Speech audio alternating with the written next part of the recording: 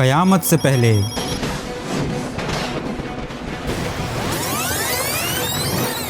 दुनिया एक ऐसे फितने का सामना करेगी जिसका खौफ अंबिया तक ने दिया। एक ऐसी कौम जो सदियों से कैद है, लेकिन जिसकी आज़ादी इंसानी तारीख की सबसे बड़ी तबाही होगी।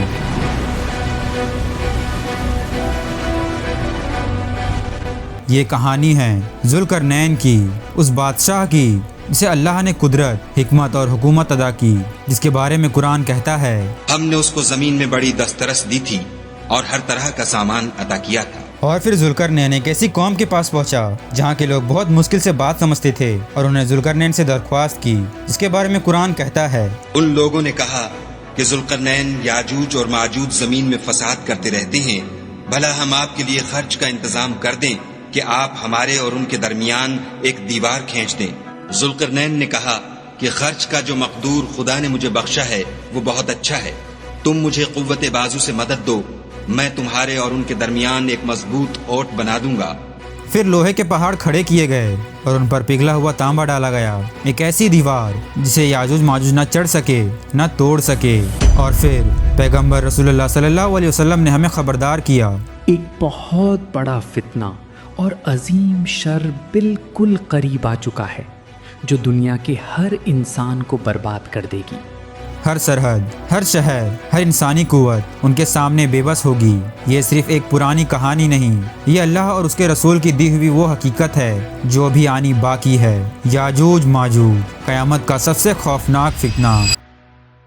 एक ऐसी कौम जिसे अल्लाह ने सिर्फ हलाक नहीं किया बल्कि जिंदा रखा। जमीन के किसी गुमनाम हिस्से में दो अजीम पहाड़ों के दरमियान एक दीवार के पीछे कैद कर दिए गए। न वो मर सकते हैं न आज़ाद हो सकते हैं, बस इंतज़ार। कुरान बताता है ये कौम हजारों सालों से कैद है और हर रोज वो इस दीवार को तोड़ने की कोशिश करते हैं, नाखूनों से, दांतों से और अपने हथियारों से, लेकिन हर बार एक लफ्ज़ बोलना भूल जाते हैं और फिर दीवार दोबारा पहले की तरह मजबूत कर दी जाती है। लेकिन जिस दिन अल्लाह का हुक्म आएगा सिर्फ एक लफ्ज़ कहा जाएगा, इंशाअल्लाह, और फिर सदियों पुरानी वो दीवार एक ही दिन में गिर जाएगी।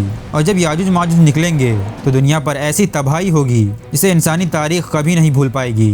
रसूलुल्लाह सल्लल्लाहु अलैहि वसल्लम ने फरमाया, उनका पहला लश्कर समुद्र को पी जाएगा और जब आखिरी लश्कर उस जगह से गुजरेगा तो कहेगा, क्या यहाँ पर कभी पानी हुआ करता था? सोचिए, समुंदर खाली, जमीन बर्बाद और इंसानियत खौफ से गरज उठेगी। ये सिर्फ कुरान का जिक्र नहीं बल्कि तौरात, इंजील और पुरानी तारीख भी इस अजीम फितने की तरफ इशारा करती है।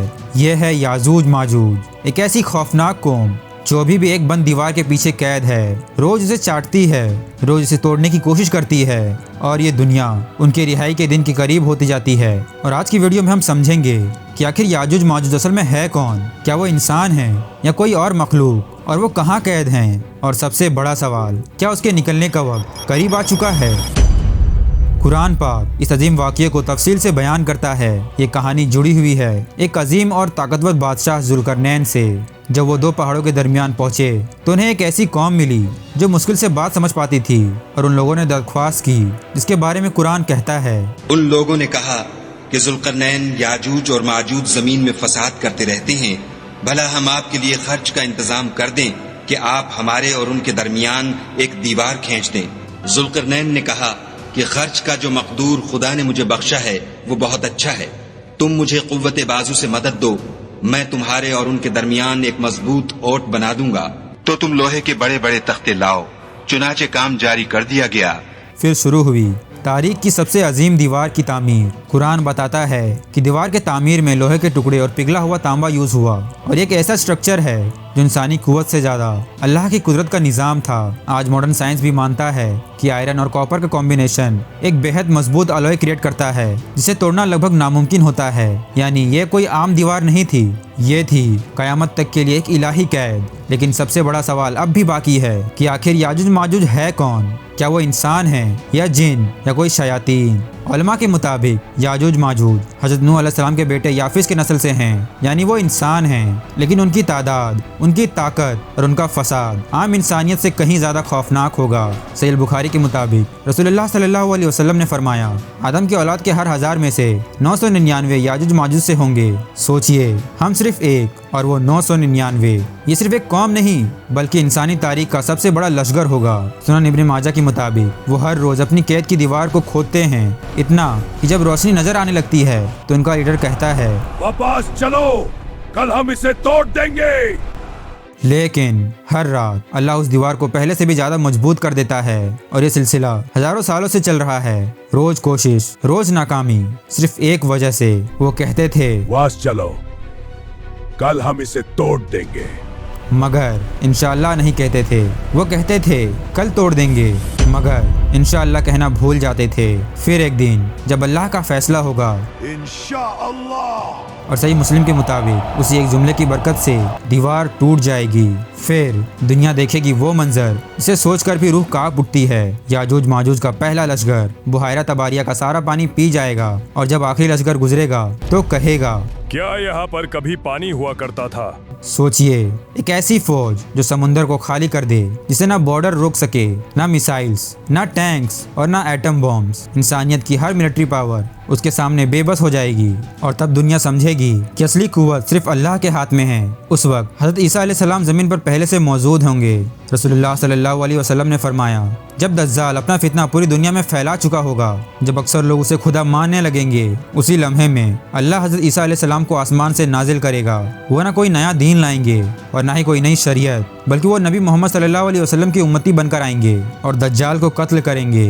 दज्जाल का फितना खत्म होगा, झूठ का सबसे बड़ा दौर टूट जाएगा, लोग समझेंगे अब अमन आ गया। लेकिन हकीकत में असल इम्तिहान तो अब शुरू होगा, क्योंकि दज्जाल के बाद दुनिया का सबसे खौफनाक अजाब रिहा कर दिया जाएगा।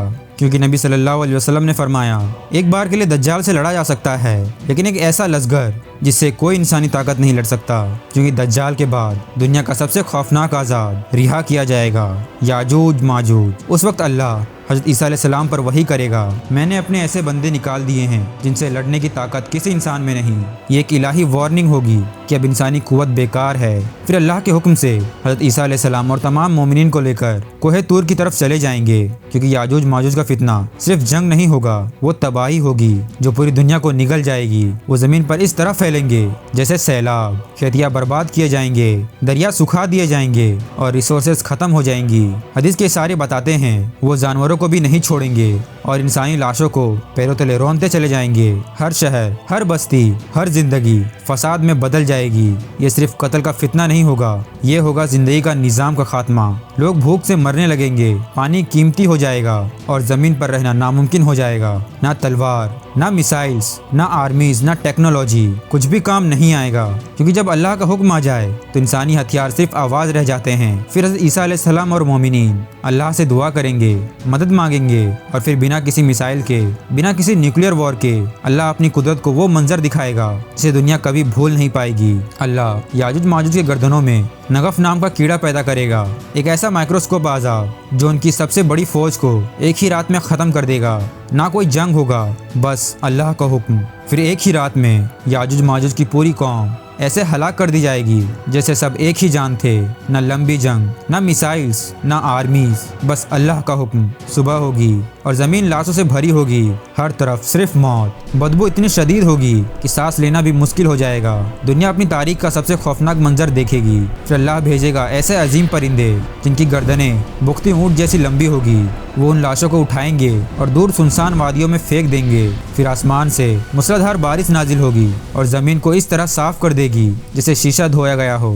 हर निशान मिटा दिया जाएगा और फिर याजूज माजूज का फितना हमेशा के लिए खत्म हो जाएगा। लेकिन उनका फितना इतना खौफनाक है कि अंबिया इकराम भी इससे अल्लाह की पनाह मांगते थे। ये सिर्फ एक कौम नहीं, ये क़यामत की सबसे बड़ी निशानियों में से है जो बताती है कि तौबा का दरवाज़ा बंद होने के करीब है। सोचिए, दज्जाल का फितना ख़त्म और उसके बाद इंसानी तारीख का सबसे बड़ा फसाद याजूज माजूज। ये सिर्फ एक वाक़या नहीं, एक क़यामत का सबसे खौफनाक हकीकत है। और असल सवाल ये नहीं कि वो आएंगे या नहीं, असल सवाल ये है कि क्या हम उस वक्त के लिए तैयार हैं। अगर आप इस वीडियो को अभी तक देख रहे हैं, मतलब आप अभी भी जिंदा हैं और आपके पास अभी भी मौका है तौबा करने का और अल्लाह के पास वापस जाने का, तो अब ये आपके ऊपर है कि आप कौन सा रास्ता चुनते हैं। जज़ाकल्लाहु खैर।